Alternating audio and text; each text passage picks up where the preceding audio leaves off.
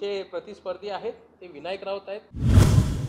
नारायण राणे साहेबांचा करेक्ट कार्यक्रम केले, त्यांनाही उमेदवारी देऊन सुद्धा दोनदा आमदारकीला पडलेले आहेत.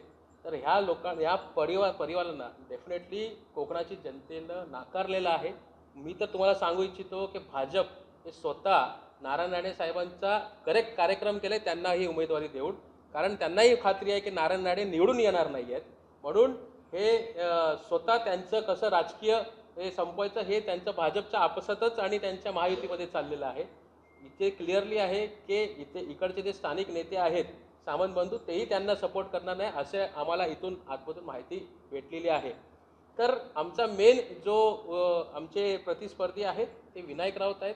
10 वर्ष त्यांनी काहीच काम केले नाही, फक्त इडली डोसा हेच त्यांनी भाषण, त्यांचं तुम्ही संसदेत भाषण काढून बघा, फक्त इडली डोसा बोलायच्याशिवाय काही येत नाही. आणि जे बाकी इतर प्रस्थापित जे नेते नारायण राणे साहेब आहेत त्यांना एक साधा सिबिल हे माहीत नाही आहे, तेही किती व्हायरल झालेलं आहे.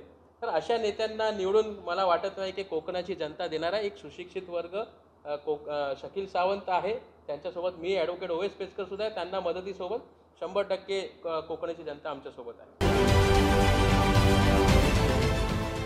देश विदेशातील प्रत्येक घडामोडींचे लाईव्ह अपडेट मिळवण्यासाठी आता साम टीव्हीच्या सर्व सोशल मीडिया प्लॅटफॉर्मला लाईक, फॉलो आणि सबस्क्राईब करा.